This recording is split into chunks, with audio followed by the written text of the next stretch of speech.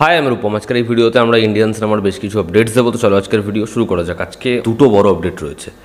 তা প্রথম যে আপডেটটা সেটা হচ্ছে, আমরা কয়েকদিন আগে বলছিলাম অ্যাটলি এবং সালমান খানের বড় করে একটা কোলাবোরেশন হতে পারে, যেটা সান পিকচার্স প্রডিউস করতে পারে এবং সালমানের সাথে একজন লিস্টারকে দেখা যাবে আরও, এবং রণবীর সিংয়ের নাম ইনিশিয়ালি শোনা যাচ্ছিল। আমি দুদিন আগের একটা ভিডিওতে বলি রণবীর সিং ছবিতে থাকবে না, সেখানে সাউথের কোনো বড় নাম শোনা যেতে পারে।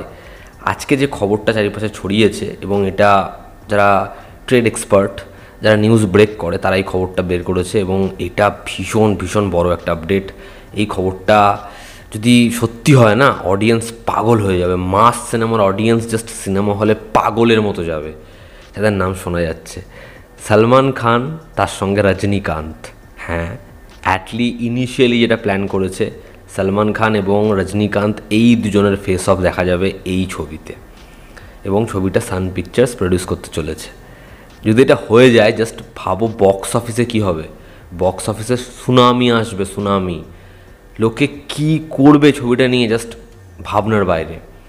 তো যদি এটা হয়ে যায়, মানে আমি চাই এটা হোক। সালমান এবং রজনীকান্ত দুজনকে একসাথে লোকে দেখতে পাক। দেখার কথা ইনিশিয়াল স্টেজে আছে, সেটা হয় কি না।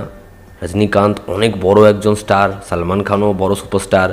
দেখার এই ছবিটা হয় কিনা। আমি খবরটা পেয়ে ভীষণ ভীষণ এক্সাইটেড। আমরা যদি পরবর্তী আপডেটে আসি, তা পূজা এন্টারটেনমেন্ট, ভাসু ভাগনানি, যারা এবছর বড়ে মিয়াঁ ছোটে মিয়াঁর মতো ছবি এনেছে, যেটা বক্স অফিসে আলট্রা ডিজাস্টার হয়েছে। তো তার আগেও তার অনেকগুলো ছবি বক্স অফিসে পরপর জাস্ট ডিজাস্টার হয়েছে। তো এই প্রোডাকশন হাউস এরকম বড় দেনায় রয়েছে। আমি একটা ভিডিও করেছিলাম যে তারপরেও তারা কিভাবে ছবি করছে, কিভাবে 200 কোটি 150 কোটির বাজেটের ছবি করছে। এরা তো নিজের টাকা সবসময় ইনভেস্ট করেন। আমি একটা ভিডিও করেছিলাম, এবং তারপরে শোনা যায় তাদের ছবির যেটার বাজেট 300 কোটি থাকে, সেটা কমে 100 কোটি 150 কোটিতে আসছে। অ্যাক্টরের যে ফিজ আগে নির্ধারিত হয়েছে, সেটা কমানোর জন্য রিকোয়েস্ট করা হচ্ছে। ডিরেক্টরকে ফিজ কমাতে বলছে, ছোট ইউনিট নিয়ে কাজ করতে চাইছে। এবং তারা বহু ইন্টারভিউতে বলছে যে তাদের যে সমস্যাটার কথা, কীভাবে একটা ছবির কস্ট বেড়ে যায়, সেটা নিয়ে রিসেন্টলি অনুরাগ কাশ্যপও কথা বলেছে। তো যাই হোক, তো 250 কোটি টাকার দেনা রয়েছে ভাসু ভাগনানির ওপর। তার গণপত হোক, তার মিশন রানীগঞ্জ হোক, তার বড়ে মিয়াঁ ছোটে মিয়াঁ হোক, এই ছবিগুলো বক্স অফিসে না চলায়, যেটা মেটাতে ভাসু ভাগনানি নিজের 7 তলার ফ্ল্যাট বিক্রি করে দিয়েছেন এই বকেয়া টাকা মেটাতে। তো এখনও বিশাল বড় দেনা। এরকম বড় বড় হাউসকে আমরা এরকম বড় দেনায় পড়তে শুনেছি।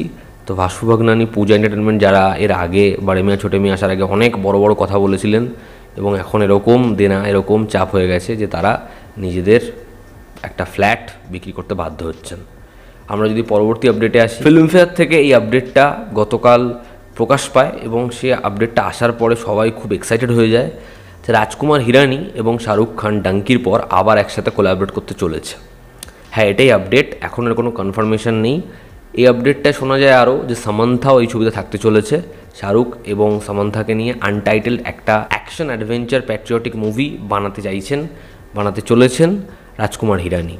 তো দেখার এটা হয় কি না।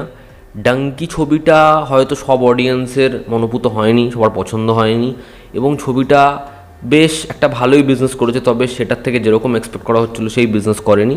দেখার এই ছবিটা যদি হয়, তাহলে শাহরুখ খানকে কীরকমভাবে রাজকুমার হিরানি প্রেজেন্ট করে। দেখুন, শাহরুখ খানের মতো অভিনেতা হয় না, এবং রাজু হিরানির মতো পরিচালক হয় না।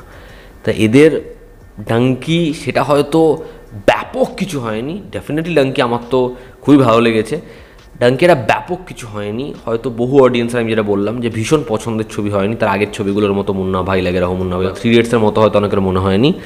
এবার দেখার তাদের এই কোলাবোরেশনটা হয় কি না। যদি এটা হয়, তাহলে এটা কীরকম হয় দেখার। রামচরণের ছবি শঙ্করের সাথে গেম চেঞ্জার, সেই ছবির যে অ্যানাউন্সমেন্ট সেটা তারা ডিজাইন করে ফেলেছে, এবং খুব শীঘ্রই সেই অ্যানাউন্সমেন্ট টিজারটা ড্রপ করা হবে, জুলাই মাসেই ড্রপ করা হবে।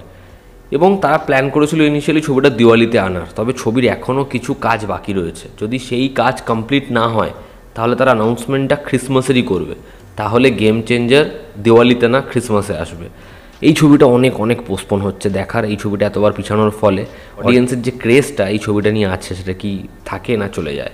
অন্তিম যেটা আপডেট, কালকি 2898 AD, এই ছবিটা তেলেগু স্টেটে অ্যাডভান্স বুকিং স্টার্ট করে, এবং এরকম এই ছবিটার হাইপ, সেখানে প্রভাসের ক্রেজ এরকম যে অ্যাডভান্স বুকিংয়ের স্টেজেই বুক মাই শো অ্যাপ ক্র্যাশ করে যায় এবং সেখানে এই ছবিটা জাস্ট ফেনোমেনাল একটা ওপেনিং নেবে। দেখার এই ছবিটা সব জায়গাতে কীরকম ওপেনিং নেয়, ছবিটা হয় কেমন। তো এই ছিল আজকের লেটেস্ট আপডেটস। ভালো লেগে থাকলে লাইক করো, শেয়ার করো, সাবস্ক্রাইব করো। তোমাদের কি অপিনিয়ন জানিও, জনতা আমাদের পাশে আছে। আবার দেখা হচ্ছে।